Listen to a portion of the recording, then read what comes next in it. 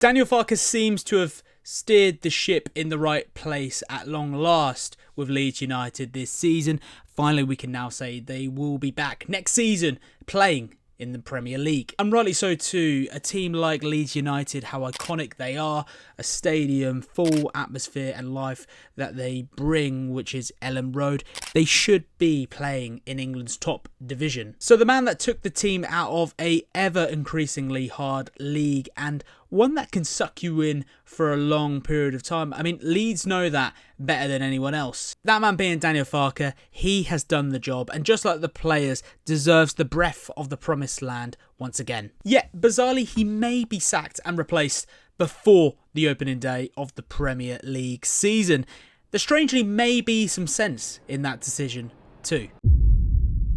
Let's get straight in with it. The German coach has done what he does best, taking teams up in style from the Championship, especially when you see the win they got against Stoke on Easter Monday, or even the win they got last night of recording this video against Bristol City. That seems to be his bread and butter, but a trade he lacks is keeping teams up in England's top division. After all, this is a ruthless industry. Farke was only brought in to get them out of the Championship, not necessarily to keep them surviving in the Premier League. But why is there doubt on Daniel not being able to get the job done? Well, 2 relegations from Norwich, from the incapability of being able to man-manage games. In the last video I done on the channel, I was speaking about the flaws that Russell Martin sadly had with his Southampton team, and I feel Daniel Farke shares a lot of the same problems that comes with them 2 coaches handling the Premier League. I mean, the 2 have even used the same kind of play style in the Premier League before, and unsurprisingly, it didn't go to plan. That style of play being playing it out from the back, it's the trending move right now for many coaches. It's never being used quite as much as it has this season either in the Premier League, and we see it being used with Daniel Farke's men in the Championship this season. And debatably a less risky way of playing football. If you're playing it out from the back, you know exactly who you're passing it to. If you're playing it high and wide up the field, then it could go to anyone, and you don't necessarily know who your target man is, who you're passing to. But quickly, on the basis of Daniel Farke and the experience he has in the Premier League, managing in the Premier League, and let's just dive into what we saw at Norwich City, as there could be some sense in wanting to sack the German coach. The typical shape we saw from Daniel at his time in the Premier League with Norwich was a 4-2-3-1, sometimes going to a 4-3-3, and a back 4 was his trending move. He would continue with things with how they were in the Championship and bring them into the Premier League, and that was one of the issues with Daniel, not wanting to change for anyone. All his eggs were in one basket, and that back 4 with Norwich, and it does lie here with the question of were they good enough or not, but they had this struggle and failure of being able to void up the space.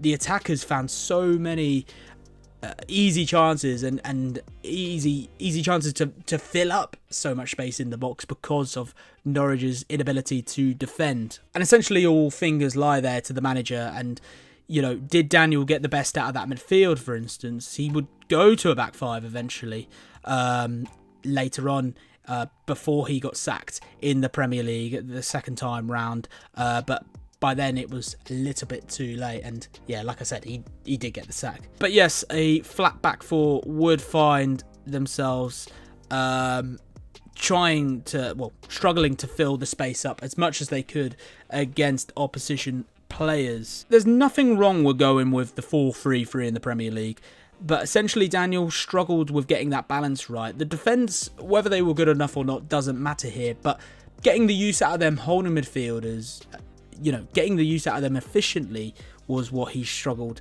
to do. We clearly needed to track back more with Norwich when the opposition were pushing on. But not instructing the players in the right place, not getting the best out of your own players and using them to their full capacity and capability.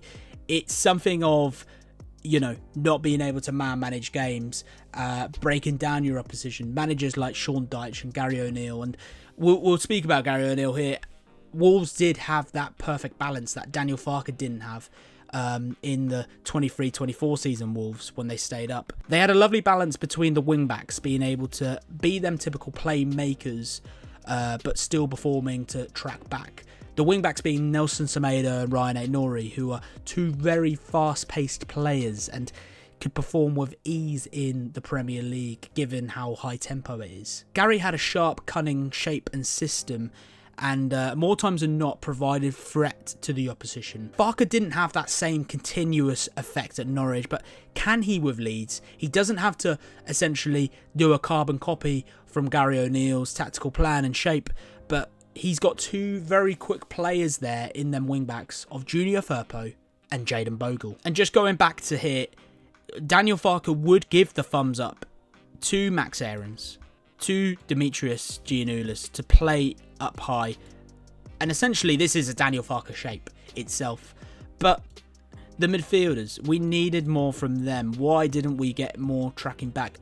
But also it kind of comes into things of, you know, this inability of being able to play with freedom in the Premier League.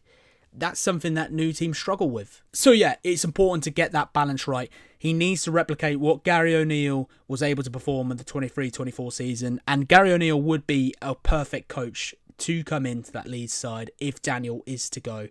That's for another video, of course. But yeah, sticking on Daniel Farke now. The German coach is good. I like him. I like his style of play. I've always been keen to watch Leeds this season, as I knew the play style was always going to be entertaining to watch. They deserve promotion, as he got the best out of his own players, like he normally does, to be fair to him. Aronson, Junior Firpo, Dan James, Manuel Solomon, they've all been really good to watch. Just how good can Leeds continue to be? And, you know, they will have that inability of not being able to play with as much freedom. I'm talking there with Junior Firpo and Jayden Bogle. As this season with Leeds, we saw an incredible theme happening with getting as many bodies as you can into the box, being there for scoring opportunities. The more bodies you have in that box, the higher chance you have in scoring. It's something Liverpool have also done this season too, but Farke likes to play risky when he plays it from the back. Essentially, this is what we've seen from Leeds this season. Two centre backs here, just being the holding defence, and Isliam Meslier would play the ball out from the back into these defenders. But just look here, these are our wing backs, Junior Firpo and Jayden Bogle. They will be as high as the attackers were. And the midfield not really being back there too. Sorry, the attacking midfielder up there, but the midfield not really being back to help either. Often they would, but it was about playing it from the back and getting them correct long balls right to the players on the run. One player that deserves all the credit possible is Ayo Tanaka. He has been top class this season. It's been a great signing. He's proven to be. And he's the absolute definition of what a box-to-box midfielder should be. But these Leeds players coming up as high as they can, Ayo Tanaka would also join in with these runs. But Tanaka would have this great attacking eye, and we saw it last night actually of recording this video.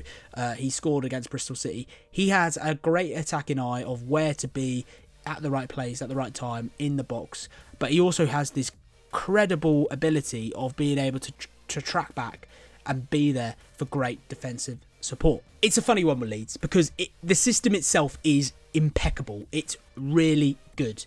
So good that Daniel may feel the confidence to use this in the Premier League. And don't get me wrong, it will show to be of great use and value against some opposition sides next season. But can they play like this all the while? No, they will get found out. I mentioned it earlier, but we've just had another season where playing it from the back is something that a lot of teams have been influenced by.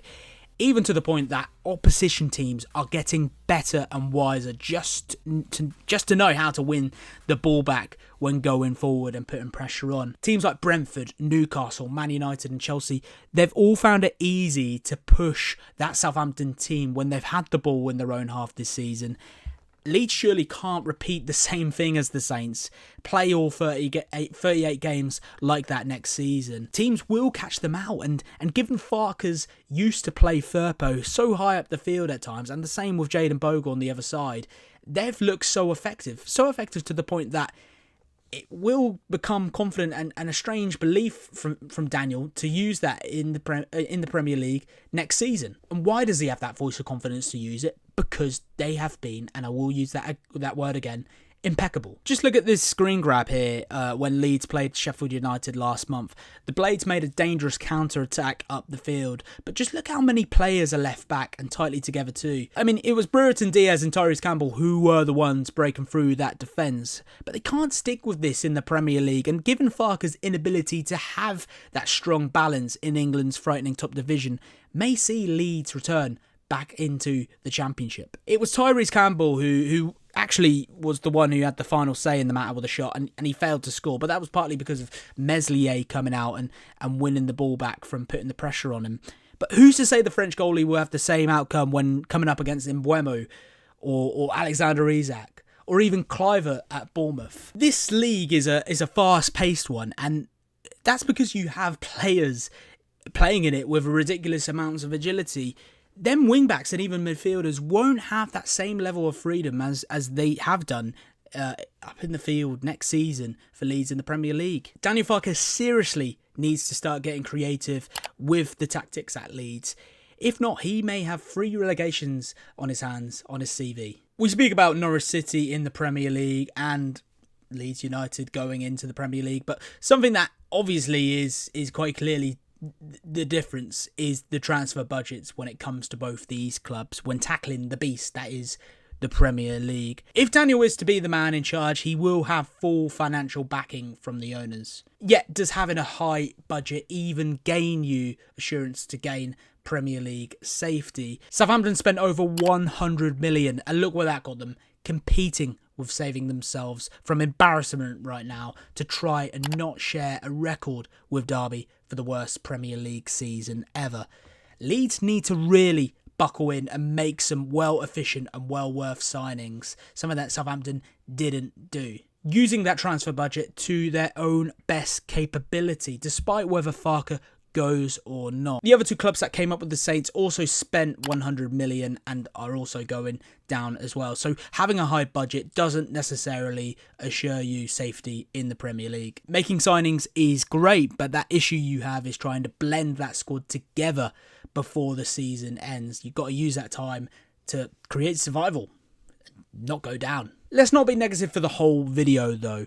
Realise this. What Leeds United and Daniel Farke have done this season was expected, but is still quite simply fantastic. The squad is quite clearly better than both of Norwich's teams in the Premier League under Daniel Farke. But one thing I will say is when you are in the Premier League, you do get caught out and you do have the challenge of just trying to show how good you are. But we also have to remember that Daniel has had 2 seasons now with Leeds United, and this quite simply is his team.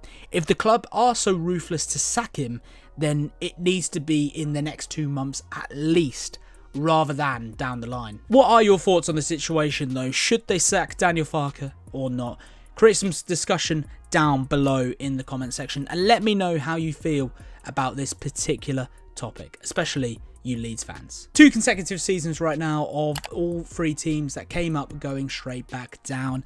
The quest for survival seems to be impossible for newly promoted sides. I wonder if that trend will change this time round, or specifically, can Leeds change it themselves individually? If you've made it this far, then thank you very much for watching. Please show the video some love, hit the like button and hit the subscribe button as well if you'd like to see more from myself from the Footy Agenda. My name's been Rob, thank you very much for watching and goodbye.